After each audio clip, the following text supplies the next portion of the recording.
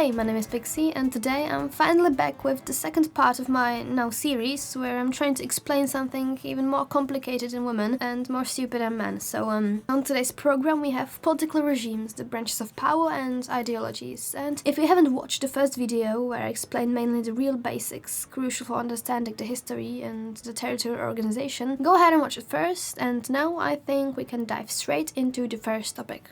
Chapter 1, Political Regimes. So, we determine what political regime is in a country based on its score in the Index of Democracy. What is the Index of Democracy, you may ask? Well, it measures how much are different countries democratic. Wow. Yeah, no. We definitely couldn't tell. Well, I mean, now I could go on and on telling you about all the different factors, like electoral processes and pluralism, functioning of the government, political participation, political culture and civil liberties, etc., based on which the score is calculated. But because both you and I have a life, we're gonna settle with high score good, low score not so good. Based on the score, the regimes are divided into 4 categories. Score 10 to 8 means a country is a full democracy. That means that there are well-respected and reinforced democratic principles along with democratic functioning government. Scores ranging from 7.99 to 6 are labeled flawed democracy, and that's... Let me guess, a democracy with flaws? Right. It's still alright, there are minor suppressions, but the government is still mostly fine. Scores ranging from 5.99 to 4 are considered hybrid regimes, meaning corruption, major issues in functioning of the government, election manipulation is present. And lastly, scores ranging from 3.99 to 0 are considered authoritarian regimes, meaning there is no political pluralism, often dictatorships, abuse of civil liberties. I mean, if you happen to find yourself in a country like that, then there are exactly 2 options that you can do. And the first one is run.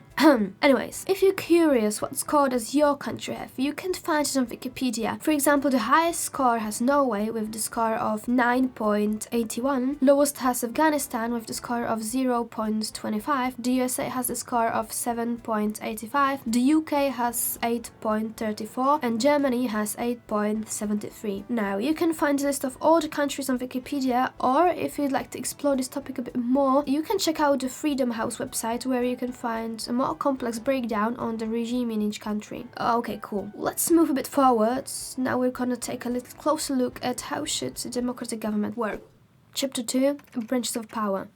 So, let's start with clarifying that democracy is a government of people. We can also say that it's the opposite of dictatorship, the government of one. And because we don't want one old, unpredictable racist man with very shady history that kinda looks like a pig to decide whether we go to war or not, we have to ensure that he's not the only one who has the power. So, we distribute the power. Exactly. And we do that by dividing the power into different branches, which kinda keep an eye on each other in case any of them would exceed their authority. In perfect democracy, all of these branches have equal power. Okay, so what are these branches? There are 3 basic branches: legislative, executive, and judicial. The legislative drafts laws and is the parliament or the Congress in the US. The executive enforces, executes, and passes laws, drafted by the legislative part. This branch is represented by the president, plus the vice president in the US, and the government. Lastly, judicial branch interprets the laws that passed and supervises the compliance with them. This branch is represented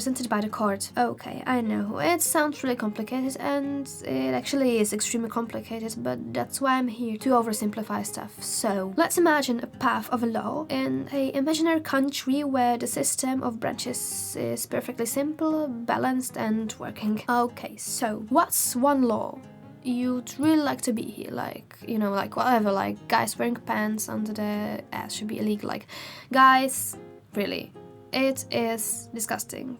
Twice this week I've seen a guy whose pants fell off while he was running to catch a bus, so please stop. Sorry, where was I? The law? Yeah, okay, so yeah, please, the law. What is one law you'd like to pass? Okay, so I think on a pavement there should be lanes like there are on highways for slower and faster people, because when you need to pass the slower person, you just overtake them from the left side and then merge back in. I don't know. You know what? You may be up to something actually really cool. Okay, let's use that. I'm gonna use it as an example. So, first of all, the parliament drafts this law and it sends it to the president, which is either way gonna be like, okay, this sounds perfectly reasonable, this is something I wanna sign up for, or like, what the hell is this bullshit? There's no way I'm signing this. For now, let's work with the first option. So, the law was passed. So now what? Now it's up to the government to implement the law in real life, meaning it specifies it, issues regulation and administrative rules. So, something like pedestrians on sidewalks wider than a specified minimum must keep to the right-hand side relative to the direction of travel, forming two opposing lanes of movement. Overtaking is permitted only on the left, and individuals must not stop and walk in a manner that obstructs the general flow of pedestrian traffic. Exceptions apply for children, persons with disabilities, and situations where compliance is impractical or unsafe. And finally, after that, the court has to interpret the law. So, for example, it states that if a person would walk in the fast lane for slower than 6 kilometers per hour, they would be detained on the spot and face a ban from entering a pavement for the next 10 years and a fine of up to 10,000 euros or something like that, I don't know. Then, the court also supervises the compliance with the law. Also, I made this example just to help you grasp the concept. And as I just said, not only in reality it would be more complicated, but every country has a different form of this complicated. But this video is literally called something like all of politics, so what did you expect other than oversimplifying? Anyways, there's one thing left about this to understand, and that is that the journey of a law through the different branches isn't this one-way route. The branches are actually very connected and keep an eye on each other. For example, the legislative power drafts laws, but executive can veto it, and the judiciary has to make sure the law is in accordance with the constitution, if the country has one. The president can grant amnesties and presidential pardons, but the court may, in turn, declare executive actions unconstitutional. The court is also controlled by the legislative branch by confirming judicial appointments and through the power of impeachment. Okay, I don't know about you, but my brain's really hurting right now, so I suggest we take a brief detour from the government to a bit more straightforward topic, which I actually totally forgot to mention in the first video, so I'm putting it now here in this one. Chapter 3: Ideologies. Okay, so ideologies are something very important in politics, and even though you probably have it associated with the 20th century in the span of World War II up to the collapse of the Soviet Union, where they were most visible, they shape how politics look up until today. So, what is it exactly? Ideology is a set of structured beliefs, values, and ideas that influence other people. As you can tell from the definition, it doesn't only concern politics, but in this video we'll only talk about the political ones. But as an example of, for example, social ideology would be racism or sexism. Political ideologies are like a blueprint on how society should be organized and governed. They all can be found on the good old left-right scale. So let's try. On the far left side, we can find communism. Yeah, you've probably heard of this one. It's characterized by the absence of private property, classless society, and the collective good being more important than individuality. Next up, after communism, we have socialism, which is basically like communism but less radical. Somewhere in the middle of the scale we have liberalism,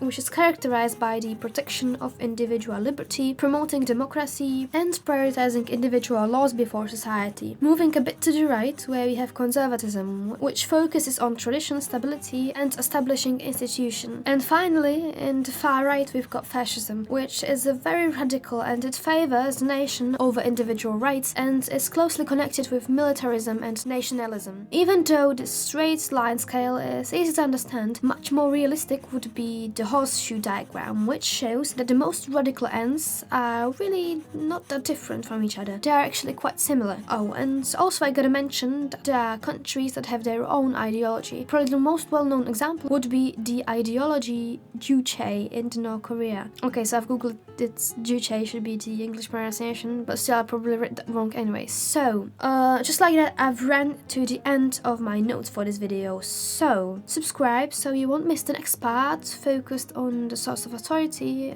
state departments, and see you guys there, hopefully. Bye!